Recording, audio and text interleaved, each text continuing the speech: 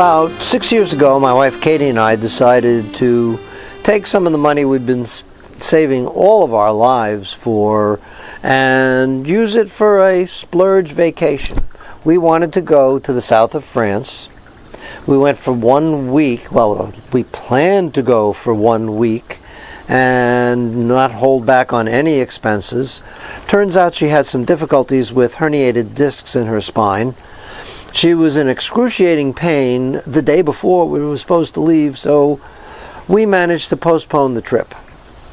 The following spring, we actually went on the trip.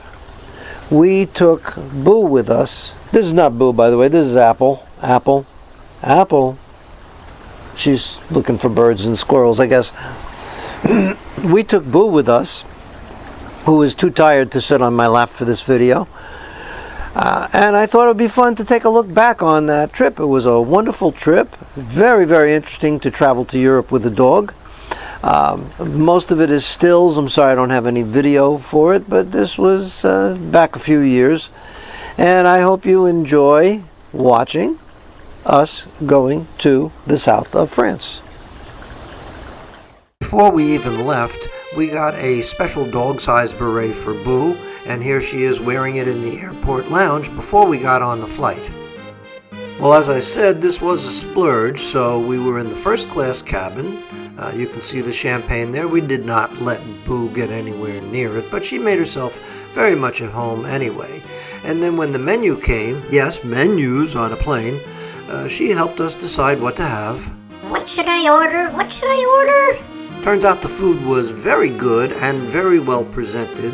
So even though it wasn't French food yet, we had a nice start to our vacation. After the flight, we finally arrived in the south of France at the Nice airport. We got driven to a little village called Èze, where we checked into this very fancy hotel. The village of Èze is perched up on a mountaintop. It's an ancient village, and it has a wonderful view overlooking the Mediterranean Sea. When we arrived at the hotel, our room was not ready yet, so we sat on the beautiful terrace. We had a welcome drink and a little snack that they had ready for us.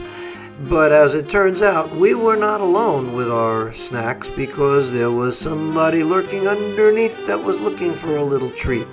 We kind of resisted that for a while. And then we got into the room and found a beautiful little dog bed and bowl of fresh bottled water for her, sitting next to a window where she had a nice view of the Mediterranean and the surrounding hills. But she was ready to get right back out on the hiking trails, joining us for a beautiful walk around. She took a look at the pool, which she really seemed to enjoy an awful lot. But then when I left her alone for a minute, she didn't like that much. So we went to a life-size chessboard, and she helped me plan my opening move for the game. Did pretty well. And we took a lot of walks around Èze village. You can see it's nothing but paths with steps, so it was a very strenuous walk. Here you see Katie trying to bring her into a souvenir shop, but she wasn't going for that. She enjoyed going all the way to the top and taking a look at the magnificent view, but after all that, she needed a drink, and she didn't particularly care for the ancient fountain. I think she really liked the Perrier just a bit better. Boo loved to join us in the evening for a little snack on our private terrace. We did not let her near the food or the wine. And in the morning, she was a real good girl. She'd come with me for a walk. This was her favorite spot for taking care of her business, which she did first thing in the morning. And then she would come with us for breakfast. This is where breakfast was served, and it's probably the most beautiful spot I will ever have breakfast in my life. The food was excellent. However, Boo made it be known that she would love to get a taste of some of that food. We had to be very careful not to let her do that.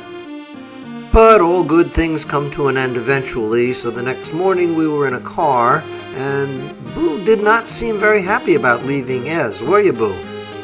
No.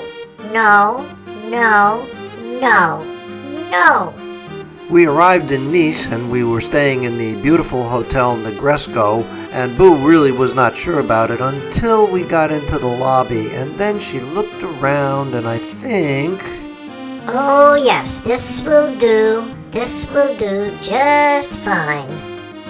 And when we got into the room, she made herself right at home on the human bed, not a dog bed.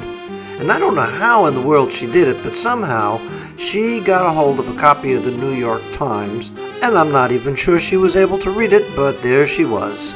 She got one look at that gold bathtub, and I think she wanted us to bathe her in it, and we were not about to do that.